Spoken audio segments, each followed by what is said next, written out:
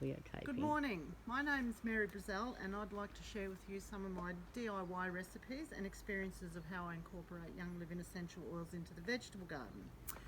My father was a farmer and I grew up in an Italian community where growing fresh veggies was the norm. Although it wasn't until I had my first child that my interest in growing food really developed, as it became important for me to feed my child, my baby, fresh, whole, organic food free from pesticides and harmful chemicals. It was also at this time my interest in low tox living and natural health really took off. So over the years, along with this journey, I've had an interest in essential oils, but was always mystified by the price variations and claims of superior quality by various companies, because when I opened the bottles, I really couldn't smell any difference. They all smelled the same. That was until I smelt my first bottle of Young Living essential oils. These oils had the most profound effect on me, and I could smell the quality. I was hooked. I had to find out about them, and I had to have them. And what these wonderful little bottles of goodness could do. Well, that was 9 years ago. I'm continually amazed by the multiplicity of uses that Young Living essential oils and their essential oil infused products offer, from my treatment room to the garden and everywhere and everyone in between. Having peace of mind knowing that I am not poisoning myself, my family and the environment at large is of great importance to me. So let's get started. So there's always some preparation when you're going outdoor to make the experience enjoyable and annoyance free. So my main sun safe practice would have to be a hat and cover up, because I neither want to burn nor apply toxic sunscreens. Anyway, Young Living to the rescue. They have formulated a sunscreen which gives you sun protection factor of 50, and it means that you can be out there worry free. I think you apply it 20 minutes before you go out. I use the sunscreen mainly on my hands because they're the parts that are usually exposed, because I don't like wearing gloves unless it's absolutely necessary. That way it protects me from overexposure, and it seems to keep my hands moisturised as well, because the formula has a moisturiser in it, and it smells good. So on the subject of sun safety, I discovered that Ningxia Red, the nutrients in the wolfberry, can actually result in higher levels of antioxidants in the skin, which protect against UV sun rays and the normal aging process. My mum is a great example of this, with very fair skin and total susceptibility to sun damage. She noticed that when she was taking a high level of antioxidants, she was less susceptible to this sun damage. There is a really good book on the Ningxia berry that is well worth a read for those who are interested. It goes more into the subject of how your skin is affected by the nutrients in the wolfberry, as well as a whole range of other interesting facts. I reckon once you've read that book, you'll be drinking Ningxia every day. So none of us want to be annoyed by critters while we're out gardening. Well, it just so happens that Young Living have made an outdoor spray, which, like most of the Young Living products, can be hacked to make it go further. So saves your pocket, saves your health, because they're all toxic free. It goes that they hack this product to make it go further because Young Living does not want you to pay for shipping of water, which you can actually add when it gets to your end. My daughter-in-law purchased this bottle from Woolworths in Perth. So what I've done is I've added half a bottle of the outdoor spray. I put in about 1/4 of a cup of witch hazel, which the witch hazel is alcohol free. I prefer the alcohol free because otherwise alcohol is very drying to your skin, and I've topped it up with water. Each time I use it, I just give it a nice shake and then apply.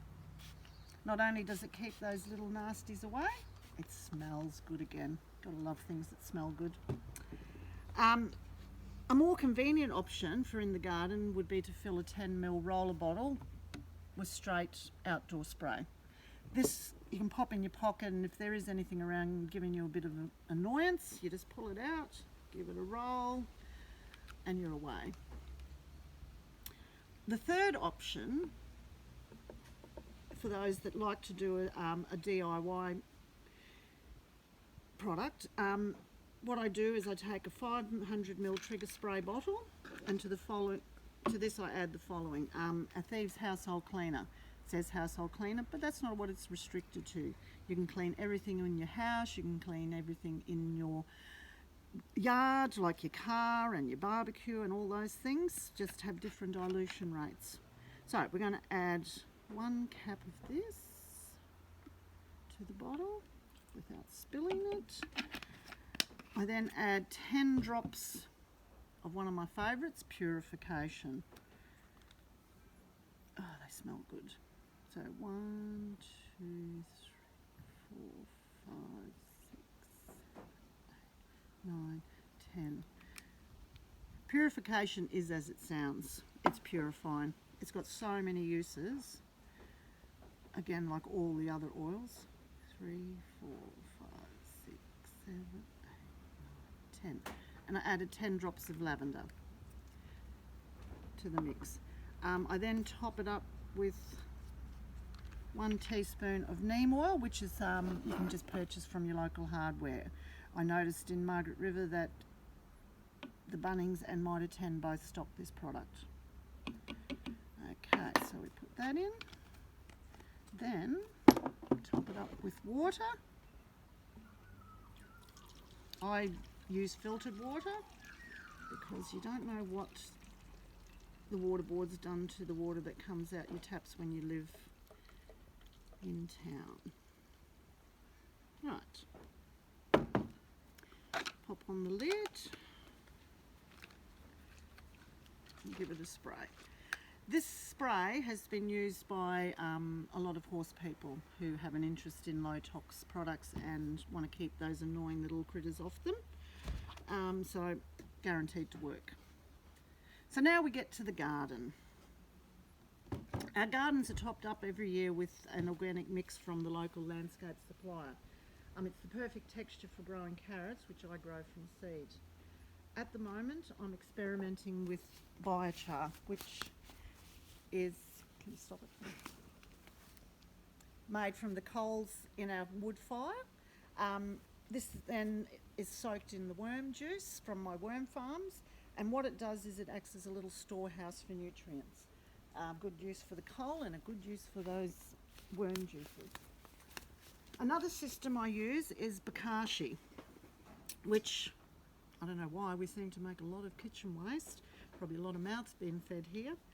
This contains an activator that ferments the scraps and contains microorganisms that accelerate the breakdown of the waste, supplying the soil with nutrients and life.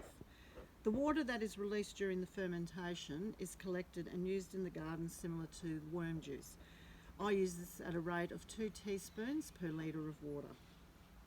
Something interesting I discovered while I was researching this is a tip from Gary Young, the founder of Young Living Essential Oils. And this is to spray a diluted digese blend on the soil to make it healthy.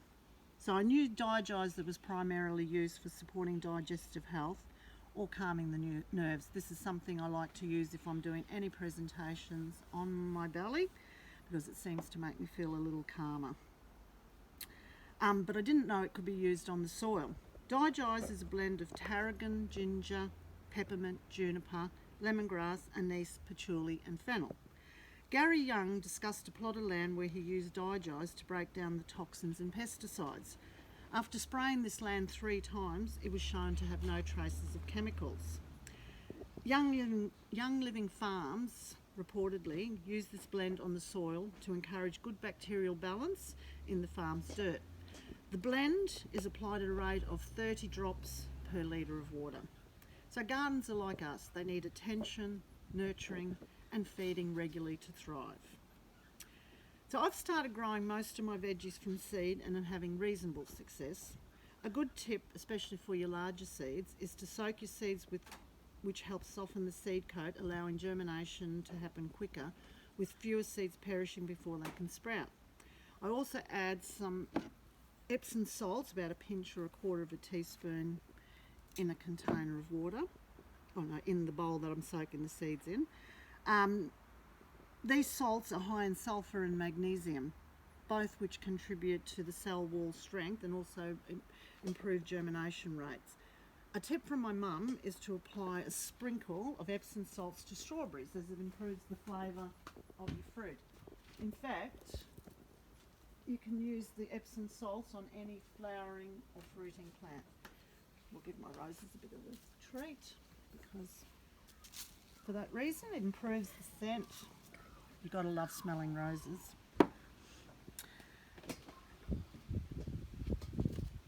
I also plant some seedlings, which are mainly cauliflowers, broccolis and cabbages. In the past I was ready to quit growing seedling veggies, as everything I planted was annihilated by crawlies overnight, and it would be as if I'd planted nothing the day before. It was so disheartening.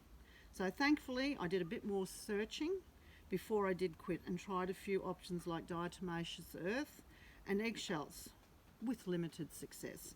Then I came across an essential oil combination someone had tried and had worked for them. So nothing to lose, everything to gain. I gave it a go. I sprayed the combination on at the time of planting the seedlings, and then twice daily for 3 days. Each morning I went out holding my breath, and I still had surviving seedlings. I tried not to get too excited, but was optimistic, and yes, it was success. No more barren wasteland. So this spray is so easy to make, and I'm sure some of these are in the PSK. It's a combination of thyme, peppermint, cloves and rosemary. So I add 4 drops of each, 4, to a 500ml trigger spray bottle. So I'm not sure if you're aware that these oils are actually part of our culinary range.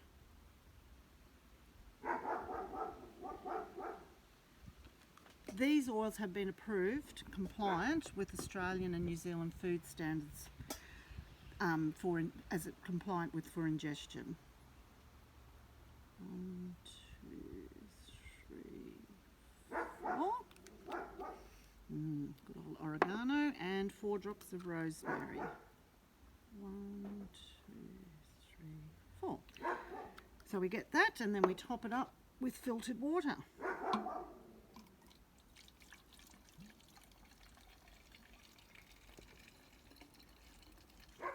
Alrighty.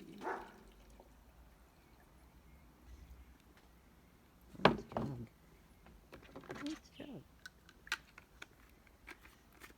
Right, so give it a nice shake, and away you go. Spray it on your seedlings. These were done in that manner, but now they're up and running. The whole garden was about 2 weeks ago I planted it. Right.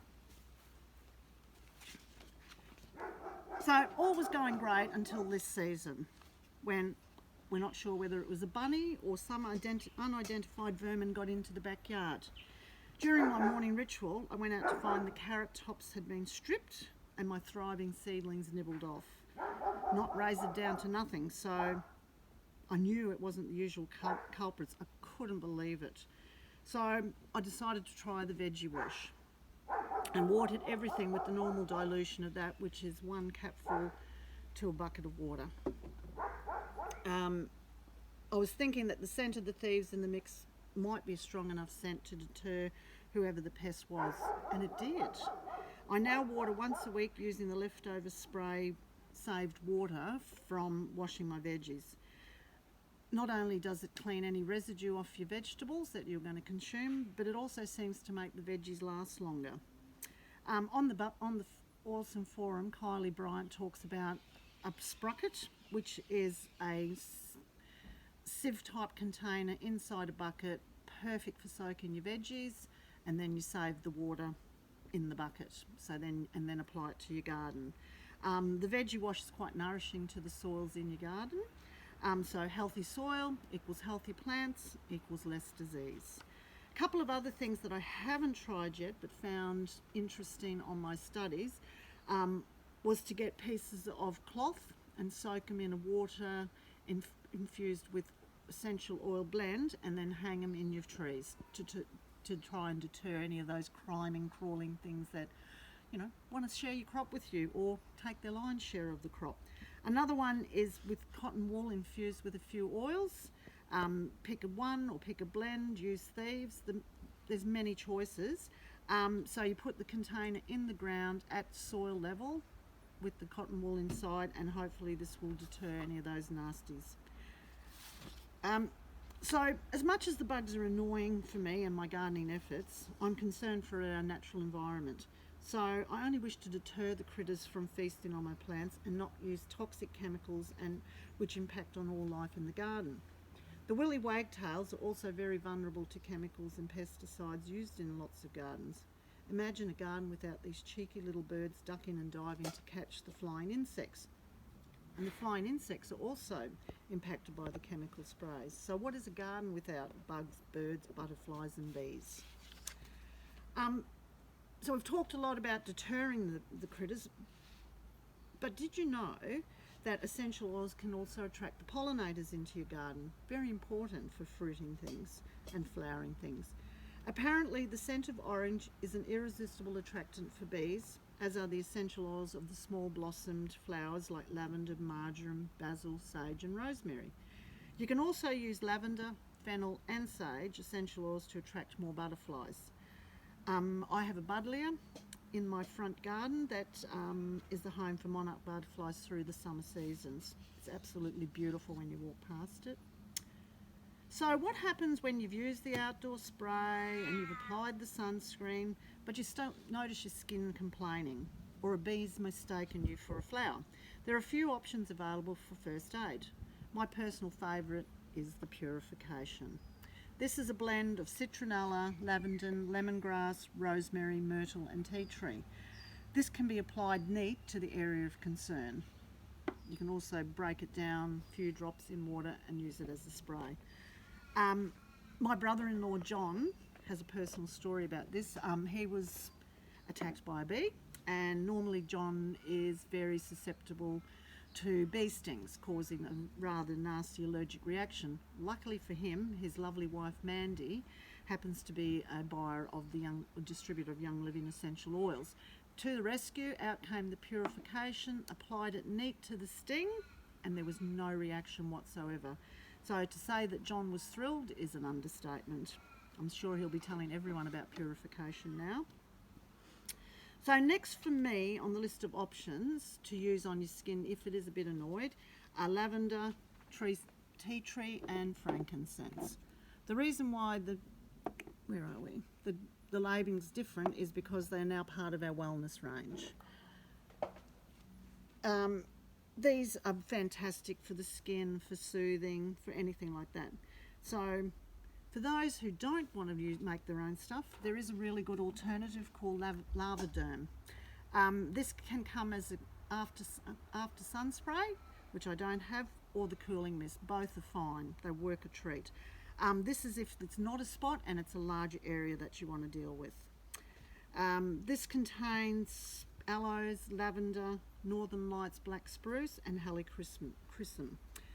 With that combo, how could your skin not feel great? Now we're in from the garden and our hands are looking a bit grubby, so I want to give them a nice scrub. A lovely hand scrub that works wonders for me is as follows. The zest of 1 lemon mixed with 1 tablespoon of coconut oil. Then I add and mix in 1.5 cups of sugar and 1/2 cup of liquid soap. Mix into that 5 drops of tea tree oil and 5 drops of peppermint. Not only are they going to help clean your hands, but they're going to help smell good as well. The lemon in the mix acts as like a whitener. Lemon's very good for that. So keep it in a sealed jar, glass jar, in a convenient place where you wash your hands. So that's the body taken care of, except if you're feeling a bit worse from the hard jacket, if you've spent a bit too long out there. This is where deep heat and valor shine. When my daughter was having her two babies, I happened to be there, we used Valor to relieve any discomfort that she was having in her lower back and around her hip area. And as soon as you applied it, she was comfortable again. So you can either use one or both or a one individually like Deep Heat or Valor, or use the two together. I find when you combine the two, it's like you get a supercharged effect. But if you have access to a bath, a really lovely thing to do is soak with Epsom salts, which is infused with a few drops of either lavender and juniper, or supercharge it and also add black pepper and geranium. So you only need 2 to 4 drops of each maximum. Why you put it in Epsom salts is it acts as a dispersant. It's always a good idea to mix your oils with a dispersant so that when you get in the bath you don't have the risk of the oils floating on the surface and causing a reaction to your skin. Another alternative to Epsom salts is milk powder. If you like goat's milk powder or cow's milk, you can actually use straight cow's milk, but they all act as the dispersant. Anyway, that's the gardening done for the day. So, well, I hope I've planted the seed of curiosity for you to start experimenting with some of my tips, or simply research for yourself. There's so much information out there. And why don't you share what you learn, what your experiences are, and what your successes are, as there's always so much to learn and grow. So, happy gardening.